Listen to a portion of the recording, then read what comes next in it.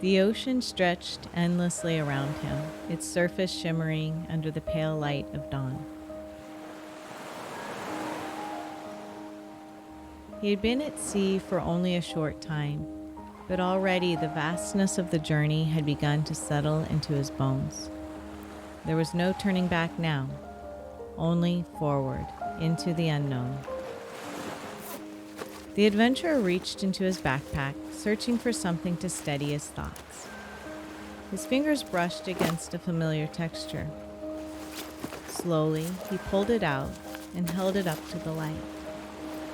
An old captain's hat. Worn and weathered, its edges frayed from years of use. He smiled. Had this always been in his backpack, all along? This wasn't just any piece of gear. This was a reminder of who he really is. Placing it on his head, he felt a shift. This hat wasn't magic, but it carried a weight that anchored him to his core. It was a symbol of who he was beneath the surface. Not just an adventure, not just his mannerisms or his achievements or his failures or his experiences, but the captain of his own ship. A traveler who could source strength and direction from within.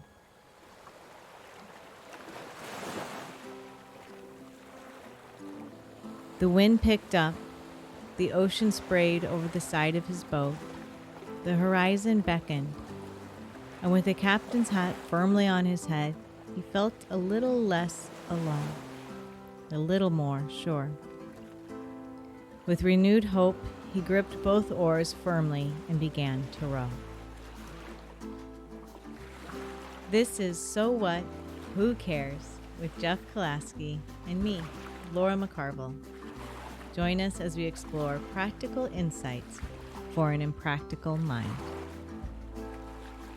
So, Laura, when I first met you, we were doing a podcast, right? When I first met you in person. And one of the things that we discussed was something that you also said that you wanted to talk about today. And for our first episode. And I'm going to be honest, I wasn't sure that I truly understood what it meant. And I think that may still be true. So I think maybe let's start by diving into that. Self-sourcing. Yeah. Do you want to start there? Is that a good place to start? Okay. What is this? Okay, so the reason I thought it was important to go into this is that when we look into the future episodes, we were talking emotions and mind and this and body and things that we can start listening to, falling into and understanding, and sometimes maybe there's this thing of who we are that needs to be touched into first. So all of my one-on-one sessions, when I work with people, really we start with like, what is this thing that animates us? Now, some methods would maybe use the word soul. I use the word essence a lot. This sense of self, like capital S. In IFS, they would describe it as that place in which you find yourself curious and calm, creative, connected. They have like 8 C's they describe it as. Most of the time, I think that we recognize it when we're in nature. That moment of awe, like when time sort of goes like, whoa, that's who we are. Yeah. But what happens is we start to think we're our personality or our trauma or our emotional states. I'm just an angry person. Right. And so that's what I wanted to talk about today, is this sense of self.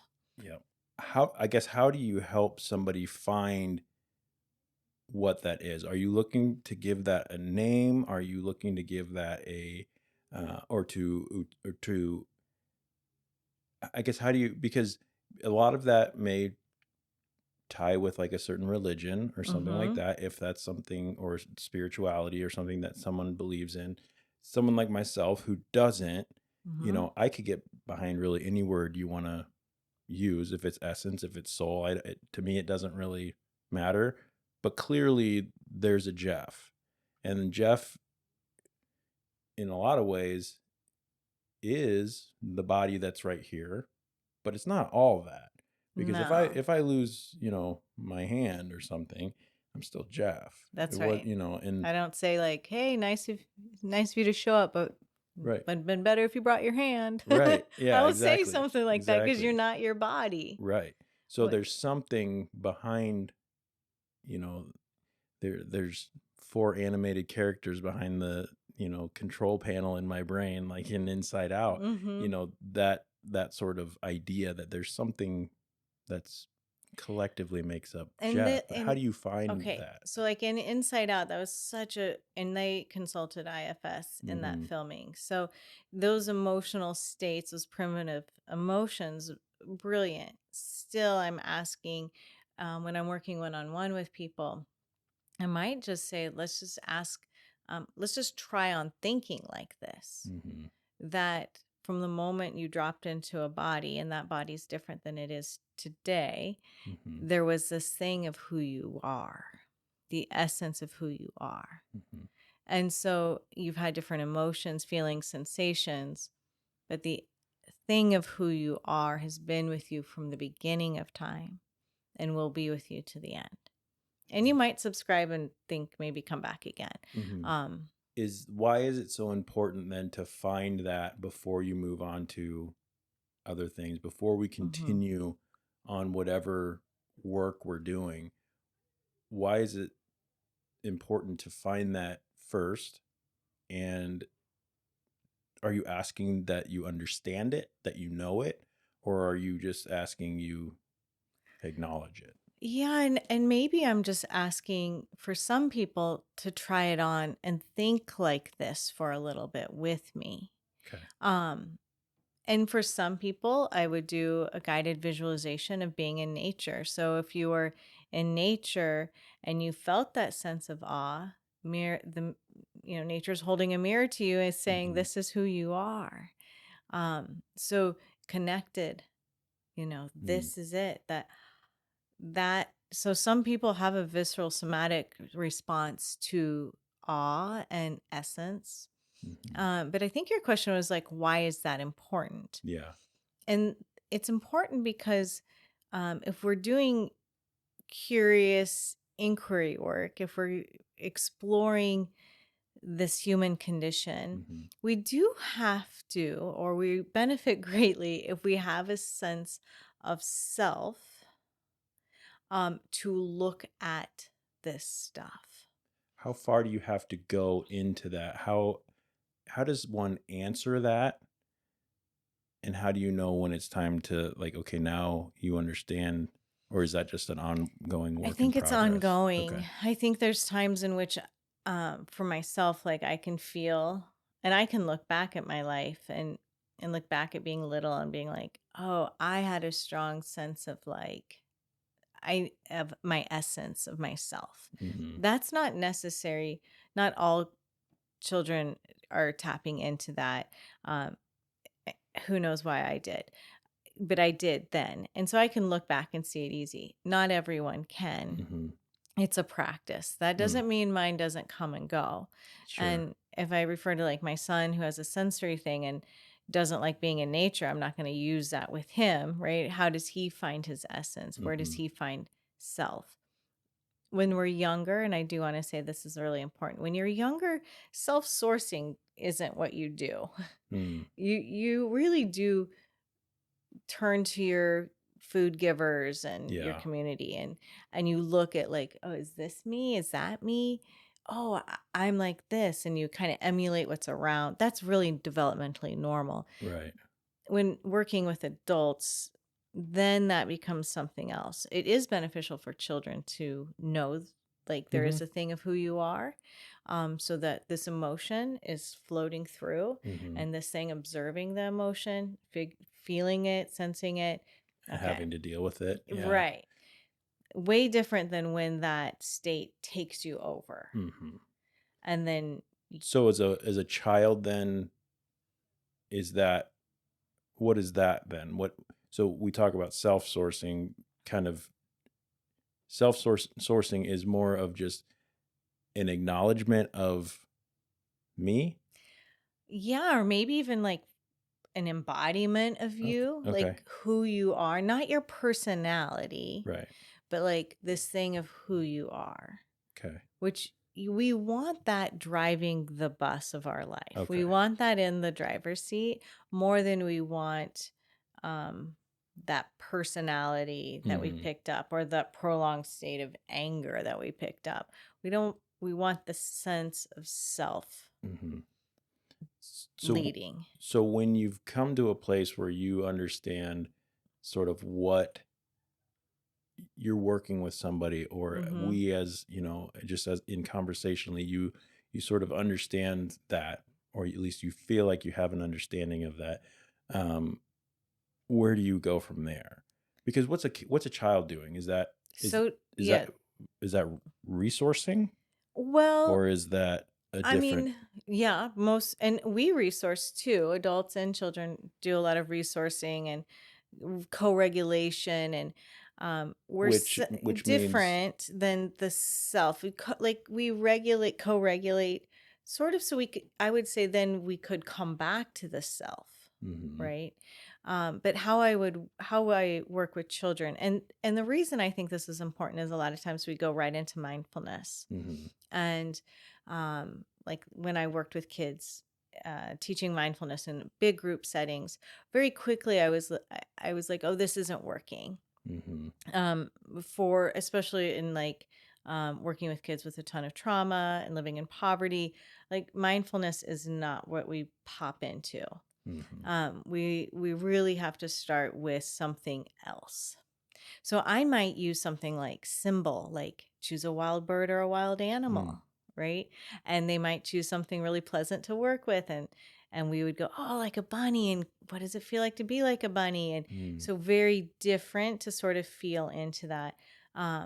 If I'm working one-on-one with a kiddo, then it's something similar, but probably a little bit more of education. Like Mm-hmm. there's this thing of who you are that's not your emotions. That's not the thing that happened to you, Right. right? And this thing that animates you. Mm-hmm. Now, what works for kids works for adults. So sometimes it's Yeah. pick a wild bird, wild animal, mythical Yeah. creature. I could see connecting with that. Mm-hmm. For Yeah. sure. Yeah. So when you found that, I guess, so Mm-hmm. is that the same as finding, you mentioned the word essence. Mm-hmm. You find that, right? Mm-hmm. What do you do with Put it in a jar. No, I don't know. it? Throw it away. And done. Yeah. No, what we do is we practice coming back to it, to Okay. letting it lead our life, Mm. right? So Okay. if my if I work with like a strong primary emotion of fear, and fear is leading my life, that's not my essence. So the more in the work I do in meditations, in certain guided meditations, not all, the more we can practice coming into a sense of self. Sometimes it's just saying your name. I have different things to do: push on a wall, say your name out loud, while you're feeling your body, say your age. Like, I'm Lora, I'm 48. And the part of me that's really afraid is like, what? You're 48? Yeah. And I can start to feel like, oh, wow. Okay, I'm here. Yeah. I'm here. And that then. And so then you feel like then that gives you or people or us does it allow you to sort of step out of the stuff and see, okay, this is just something I'm dealing with. This is just a pain that I'm feeling. This is just a way that I'm behaving. This is just whatever. But it's not necessarily me. Right. And is that just reframing? Well, not just. Is that reframing a person's idea of what it means to be me? Yes. Okay. Maybe what it means to be you, and how you work with then the stuff. Okay. Because Right. we're not able to then, because now is when the real work starts, correct? I mean, I have a hard time saying like that's when the real work starts, because it's all It's all real work, work. yeah. It's more when, and I love the word curiosity. What it does is it gives you a sense of curiosity. Right. So if I'm going back to that primary emotion of fear, I can be more curious about it. Okay. It's that place of I can offer compassion. It's where, creativity comes through. It's a different sense of relating to the stuff. So when you've got trauma or anxiety or depression or Mm-hmm. whatever someone might be dealing with, good and bad, Mm-hmm. you're you first, and not to put kind of too fine a point on everything, but that's how my brain wants to go, is so first you realize this does not define me, this is not me, this is not who I am, these are just the things that are going on in my purview. They do make me feel a certain way, they do make me angry or sad or uncontrollable rage or something, whatever it may Right. be. And then, but those things still exist. So if I step back and I go, yep, those don't define Jeff, but I still have to deal with those. So then that type of work starts. Yeah, I think that's right. That's Okay. right. So it's just it's almost like who's looking at the stuff. So Mm-hmm. sometimes we're not able to even separate who's looking at it. It's just blah blah blah blah blah blah blah, blah. And it's like, okay, that's all really true. Mm-hmm. And then at some point you have to look, who's the thing having the thought? Like what's behind. Mm. Are you following? Yeah. Because and then that kind of goes away. I don't know if I have these with me, but sometimes with kids I have these masks, Mm. and I have like Star Wars masks, Mm-hmm. and I'll put up like Yoda. All right. And then I don't watch Star Wars, so I'm going to really jack this up. That's why I really wish I It's had the okay. mask. But Yeah. then I put up the ones where they wear the white thing. Stormtroopers. The stormtrooper Okay. mask. And then what's the furry guy? Chewbacca. Chewbacca, Yeah. right? So here we go. Yeah. So that's kind of how it goes. It's like there's the Yoda of who you are, but there's these other things kind of parading and walking through life, right? Mm-hmm. And those other things and maybe the emotions, we kind of got to move through and say like, okay, here's that thing of who I am. Mm-hmm. I think I'm just finding some confusion then on what do we do once we're there. Yeah, I mean the thing is we want to more, and it's never, the work's never done in that Sure. way. We just want to be able to sit in that seat more and more and more. Okay. So that, which takes, to live an examined life means, and not everyone will choose to live an examined life, Mm-hmm. but that means how am I sitting in that seat of my true self? And what is it that wants to come through? What is this thing?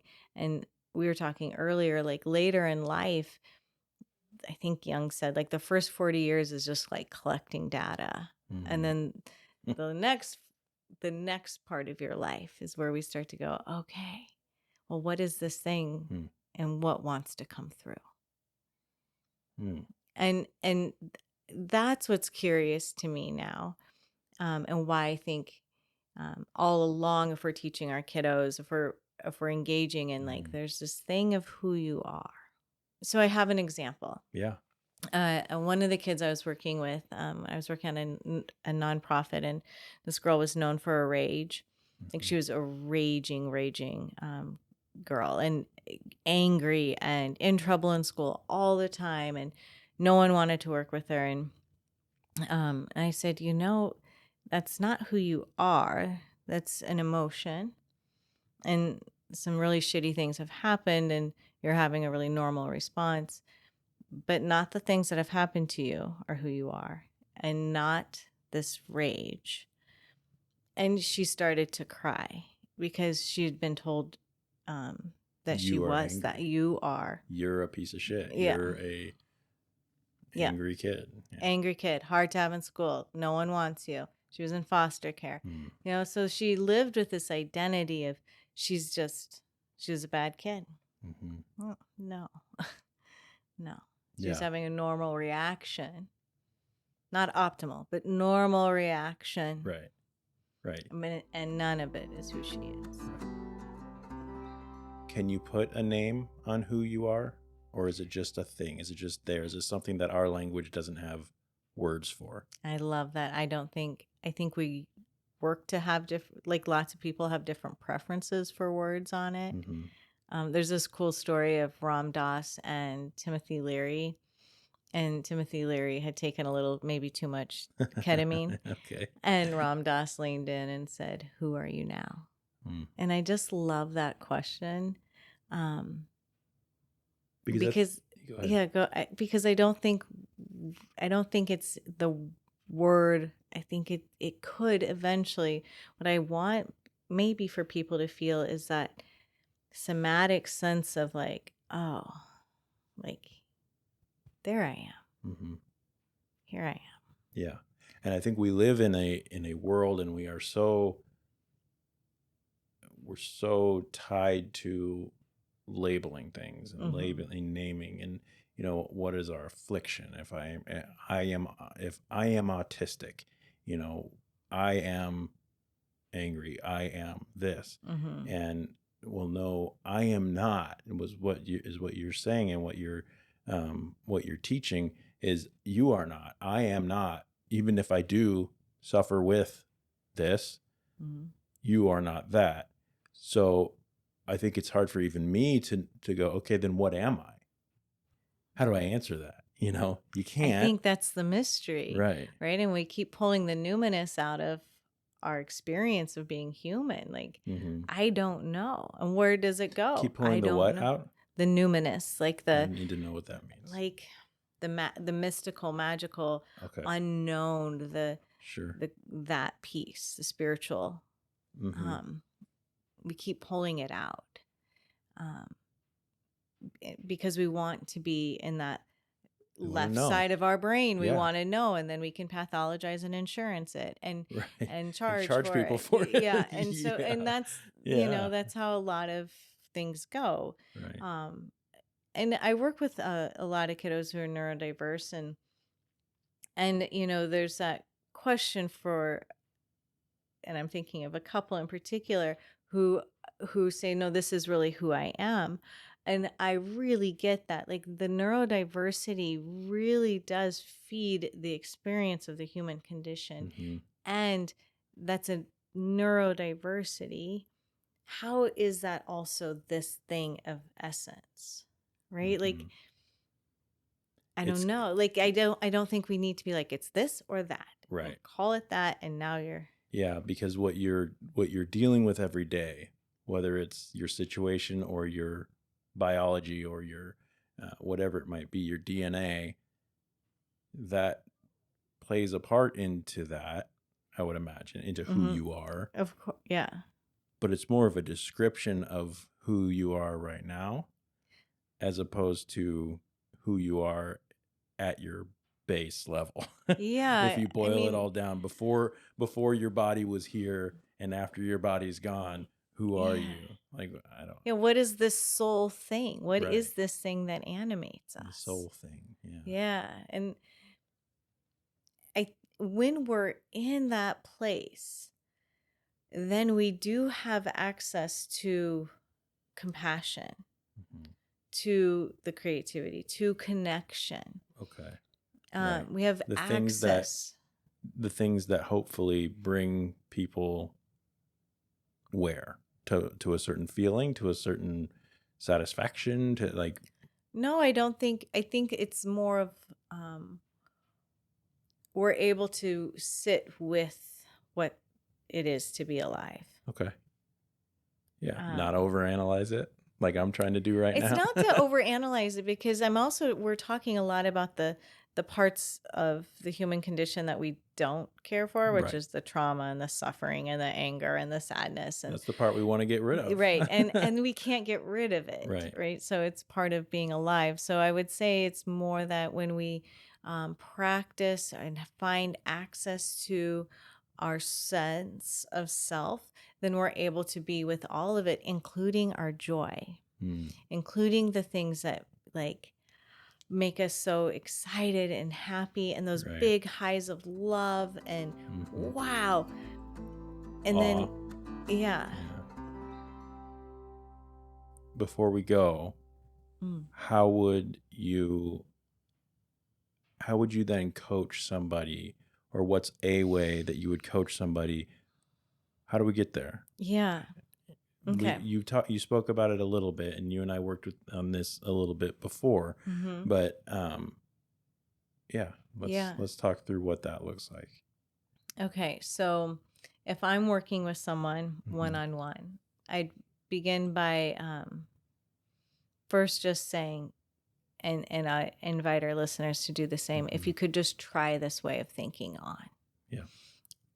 Just try it on and suspend whatever your skepticism is at the moment, and just try it on, that there's this thing. And then, do you like being in nature? You said, yeah, Very right? much so, yeah. Yeah. And if you're listening and you're like, I don't really explore nature, I don't go in nature, maybe there's a picture you saw. So if you close your eyes, not if you're driving, of course, but if you close your eyes and remember a time when you were in nature and you felt that sense of awe or even oneness, or like, in that moment, Mother Nature was saying, you belong here. This is you too, perfect in timing, whole and complete. So important that you're here, because every breath you take, the plants and the flowers and the trees, they breathe it in and breathe it out with you. We're dependent upon each other.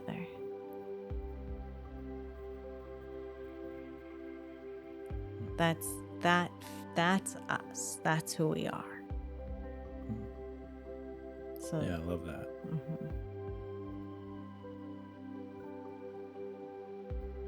From the last time we did this, I had a little bit of a spike in my anxiety that took me back in time several months recently, and I decided to do some writing about it, and I caught myself trying to find that place again, the same as I did when I was in here before. And I actually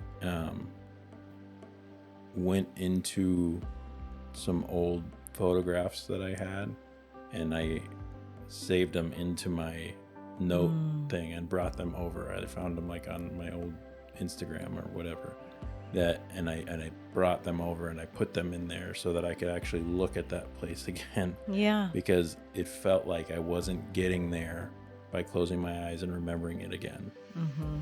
You know what I mean? And I feel like there's something to be said too about, at least for me, when you can more than just visualize it, because it does help to get there in your head, but trick your brain into thinking you're there again by looking at those things. And it did help. I mean, obviously it didn't cure all my anxiety. Well, it's not to cure anxiety. No. It's that you can come in and out of anxiety. It's that you can be compassionate and offer yourself compassion while you're having anxiety, and that the anxiety doesn't catch you off guard and take you, out of the building, right? Like, it's more of like, whoa, okay, here I am. And that anxiety is there too. Yeah. Here's another thing that works well. And I'm curious, when you're doing the nature thing, do you have a sense of, like, do you feel it in your body at all? Is there a body response a little? Yeah. Here's the other one I had said that sometimes really works well with people, is if you take your hand on your heart, just like this, and then say your name out loud. Jeff. Yeah. Say, I'm Jeff. I am Jeff. And then say your age. I am 40 years old. I'm Jeff, and I'm 40 years old. I'm Jeff, and I'm 40 years old.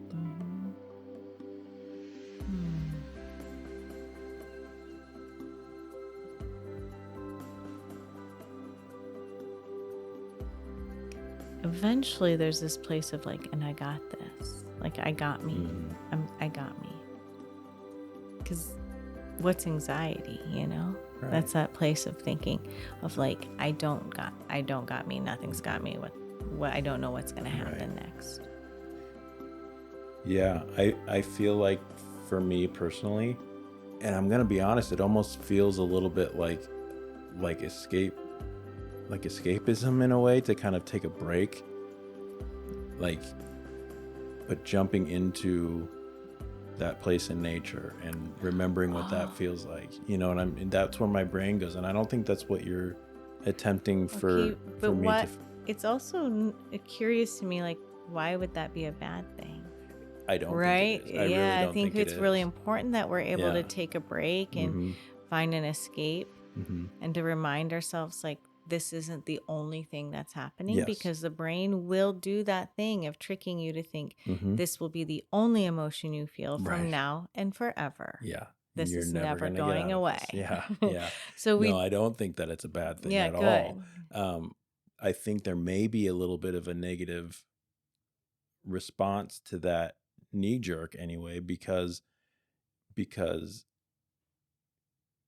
it's sort of implied that if you're in the shit, you don't just run away from it. At least in my experience. And what it feels like to want to close your eyes or go into a different room and say, I'm not going to deal with this right now, starts to feel a little bit like you're running from the fight, even if you know that that's not ultimately what you're going to do. Yeah. Does that make sense? Of course, that's what, you're not the first person to, and I would say your gender tends to I really that. butt against this compassion practice, or this place of like, hey, let's build a little space between what's happening. So that's absolutely a normal reaction. But I would ask that, or maybe you could get a little curious about trading in that wiring that's been given to you in our culture, men in particular, or maybe how you were raised, I don't know, but whatever has fed that story, I would ask that maybe you trade that in for something else. So I would say that's an adaptive response, but not developmental. Yeah. And I do think that in my experience, I can see that. I see that that's a learned almost and like unnecessary I guess stereotype or stigma or way you're supposed to deal with your problems and all that, and still get that little bit of a gut check when I go, but I need to not be here right now. I need to be dealing with this. Same as you know, when you just took me through the I'm Jeff and I'm 40, I could what instantly went through my head was I'm Jeff, I'm 40. I should have this, but I don't feel like I fucking do. You know what I mean? Both very, I think, powerful in their own right. But you're also going, my brain goes to, but what if I don't feel that? Yeah. What if it doesn't, what if it makes me feel a negative thing? So not that I need you to answer how that. But I think it's a really valid thing that you're bringing up, because we do get a lot of like, I mean, to me, the biggest thing we get handed is like, take a deep breath. And I learned really quickly when working in impoverished communities, because there's such a high correlation between asthma and poverty, like taking a deep breath is a ridiculous thing to start any, yoga, meditation, mindfulness practice with. It just doesn't work. So your feedback is really valid. And I also think it speaks to why communal experiences and conversation is so important when we're in this stuff, because this is a tool. But if it doesn't work, there's a couple things you can do. Don't use it. Right? That would be a big one. Don't use it. Yeah. But also have someone who's checking your biases and your stories and your conditioning, because the adaptive response or the learned behaviors that we have, they're unconscious. We don't even know that we're leading with that, Right.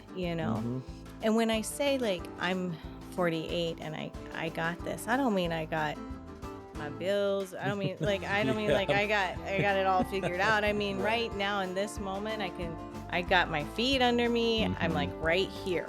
I'm alive. I'm alive. Before he could face the challenges ahead, the storms, the waves, the unknown, he needed to find himself, to remember who he truly was at his core. And so with each pull of the oars, he began not only a journey across the sea, but also a journey inward.